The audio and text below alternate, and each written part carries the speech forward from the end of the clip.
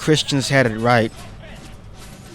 Early on in life, I was raised by the Bible. Later on, during my adolescence, I had scoffed at these teachings. It began to sound insane to me. This is demonic. That is demonic. Where? Where are these demons? Plus, I also assumed that it had no place in modern society. That we moved past religion. And I found out later on that yes, we have moved on past the primitive ways of living of the past, but the human condition remained. Humanity's broken condition. Humans are still prideful, still liars, still wrathful, and adulterous to this very day.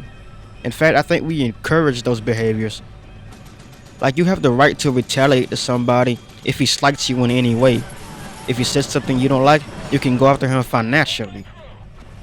Or you can beat him in the street, or at worse, kill him. Call him names. Slander him. That sort of evil stuff. Now, growing up, as I said, I was raised by the Bible. I really had no idea what religion or Christianity was. In my teenage years, I thought it was just some like oppressive doctrine of rules, a condemnation of all people as bad. And so I thought it was just a barrier that someone has to break through for someone to live according to their own desires. It became evident to me that a life as such is not the freedom that people would claim it would be. Living according to one's natures is actually destructive. Like living as base animals is not freedom.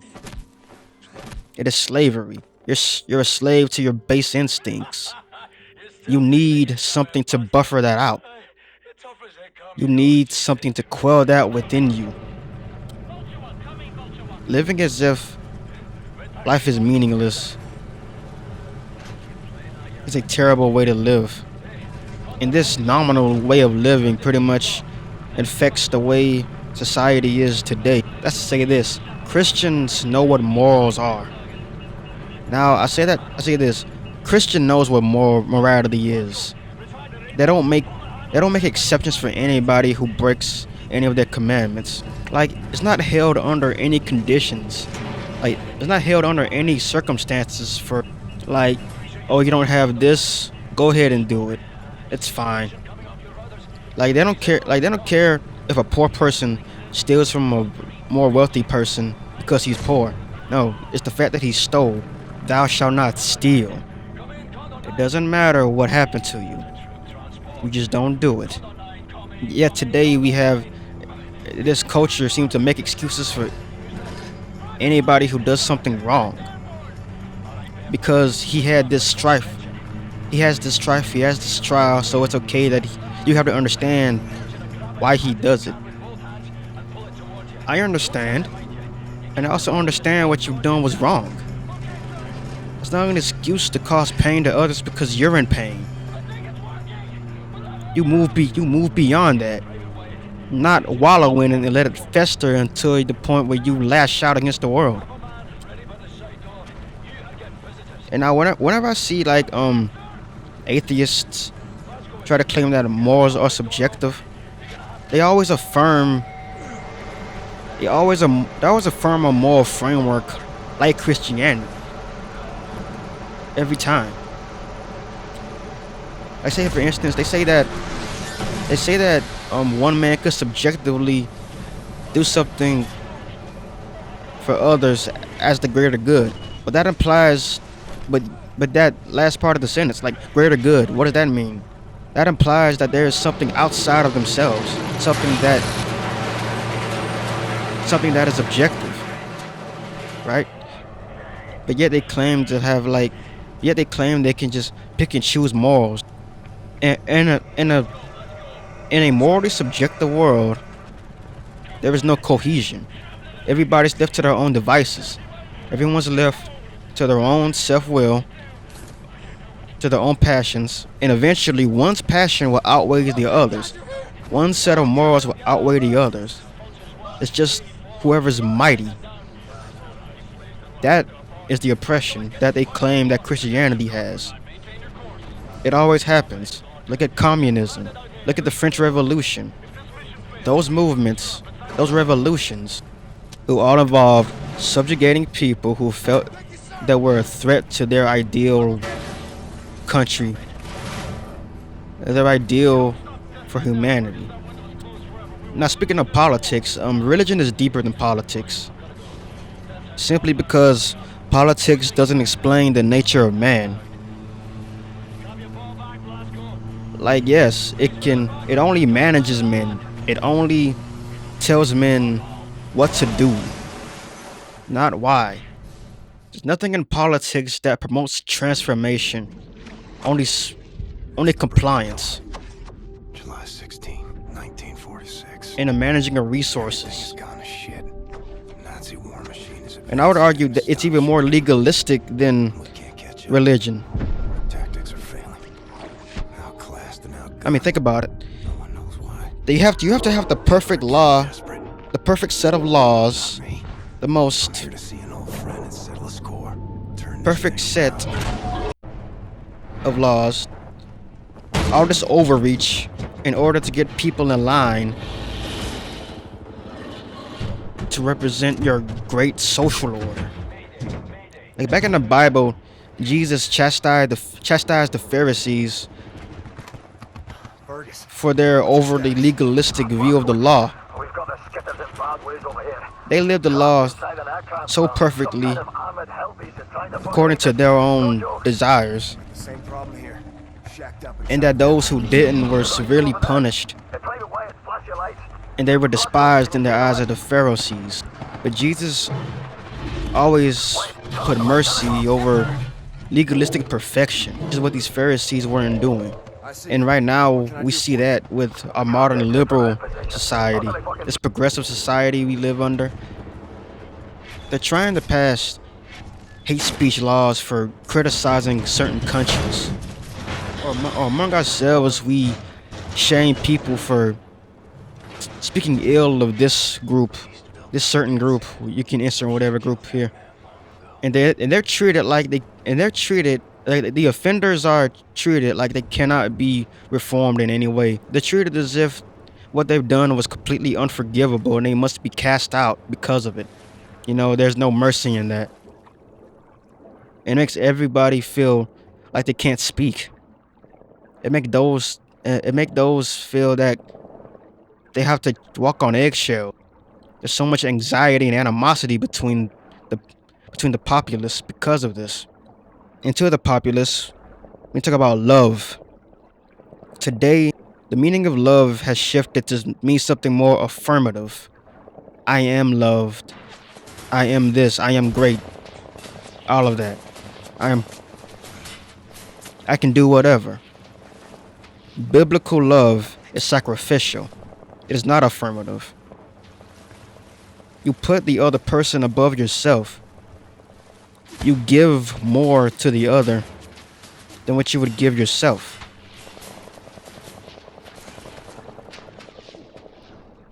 It's not what can you do for me or what do I get out of it. It's that we sacrifice for each other. Like in an affirmative way of thinking, if something rattles your mental content, everything begins to fall apart. You begin to have doubts about yourself. You begin to feel anxious. You begin to want to lash out at those who apparently ruined your perfection, your goodness that you seemingly inherently had. It makes you angry. It makes you begin to feel like I'm not actually the problem. It's everybody else. They've ruined my idea of myself.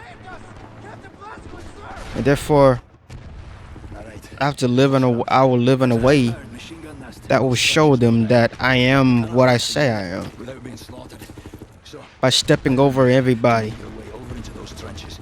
or or just shutting myself off Right up the middle. We'll lay down cover fire from here. from everyone else. Put this on. You begin to feel like I'm not actually the problem. It's everybody else. They've ruined my idea of myself. And therefore, I will live in a way that will show them that I am what I say I am. By stepping over everybody. Or just shutting myself off from everyone else. And therefore you can never know what love is. The love we share today is just self-serving, not sacrificial. Biblical love is sacrificial. It is not affirmative. You put the other person above yourself. You give more to the other than what you would give yourself. It's not what can you do for me or what do I get out of it. It's that we sacrifice for each other. In our relationships, I grew to believe that sexual liberation is bad for both genders. We moved from a covenantal based idea of marriage to something more hedonic. No one has a duty to each other. No one feels they actually need each other anymore. Men and women today are more separated now than they've probably ever been in history. Because of this, I suppose it's sexual liberation. But I call it sexual confinement. It's like the more you have something, the more you want it, and then when you don't have it, the more agitated and restless you get, the more irritable you get. It's like an addiction. And get this, people actually don't like to have all of this sex. People want that one person they want to be with for the rest of their life. Women hate being objectified, even though they have all of these OnlyFans. Even though they're on OnlyFans, even though they sleep around, they hate the idea of being objectified. Like every time there's like a drama involving this e-girl or whatever, they always lash out at men. Specifically the men who make up pretty much all of their audience. Deep down, they know that the only reason why these men are giving her money or engaging in her content in any way is because of how much she signals her sexuality to them. And deep down, they hate that, but they push through because it pays the bills. They hate being objectified, but they act in ways in which objectification can occur. And you have men who sleep with all of these women. They don't see them as humans. They see them as another notch on their belt. They see them as a means to an end, to get their rocks off and then move on to the next.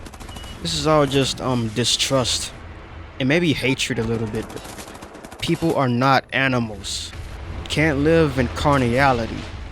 There is more to relationships than just carnal pleasure or just signaling how much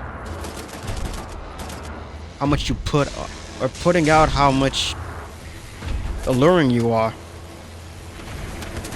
Now, as I said in the video before, that for a period of time I was an atheist, and I realized that without God, I wouldn't have had anything to go against back then. Like Christianity and atheism sort of has this symbiotic relationship. Like one can't exist without the other. Like atheists need a frame of reference to go against. Like every time, the only thing they're going against is the structure of which that life can make sense. I mean, they base their morals off of religion. Even though they claim them to be subjective, like I said earlier, they speaking from a moral framework that's already independent of them. They affirm the moral framework that is independent of them. Where they fail at is they can't really substantiate any claim because they get rid of the source, God. And as I said, it's an empty way to live, being an atheist. If anything has no meaning and everything is subjective, then why even bother? And they will tell you that they'll find something to worship, like whether it be job, porn, video games. People need something to worship,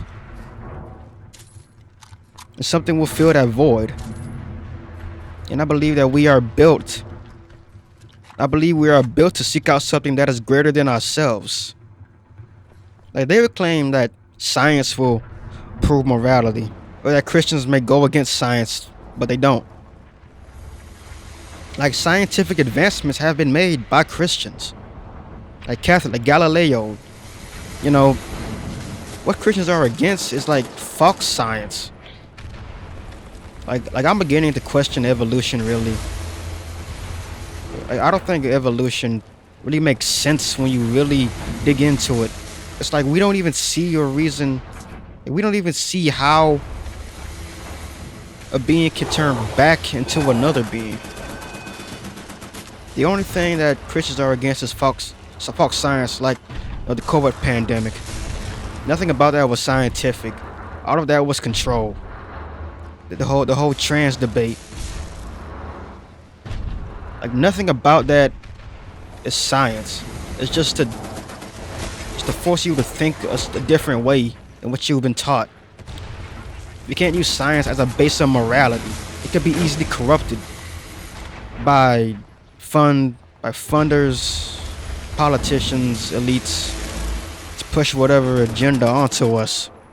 And onto the topic of entertainment. Look at the Olympics. The Winter Olympics that happened this past month. All that satanic imagery. I used to believe that I used to listen to metal, heavy metal, and I was told that I'm worshiping the devil by doing that. I didn't think how. When I look at a metal band portray satanic, or anybody portray satanic imagery, I thought they were just sticking it to these crazy Christians who think that everything is demonic or satanic. And as I got older, I realized that a satanic panic wasn't as ridiculous as I thought. Like, entertainment now promotes promiscuity, gluttony, pride, with out of the 7 sins, really. I didn't know what satanic even meant. I thought it meant like, just pouring blood on a goat's head or something. But it's more subtle things, like vengeance, like it's overly violent action movies or horror movies or whatever. These promiscuous, raunchy romance movies where you can just get whatever you want without any consequence. And entertainment just make fun of Christians without impunity. Like Christians are portrayed as oppressive, evil, or these hypocrites, or cowardly, or it's treated like so innocuously that it almost shouldn't even exist. It's like no other belief is treated that way. Just that one. It's like a demoralization tactic to get people to think that their religion is corrupt and wrong and evil. Not the people within the religion that could be evil or wrong or corrupt. Therefore, I find myself cutting back on what I watch now and what I consume now, because all it does is just demoralize you and encourages chaos within you. So in conclusion, I say that society needs religion. Without religion, society doesn't have a moral foundation. I'd argue that it's worse off. I argue today that society is worse off without Christianity. People say they're Christian now, but it's only nominal. They still live as if they're secular. Christianity needs to be the compulsive moral arm that it once was. It is a way of life rather than an identity. The more man pushes away from God, the faster the decline becomes. If we live in a way that we believe that God exists, even if you're not Christian, we'll be better off. And that's just my opinion. and I'll see you next time.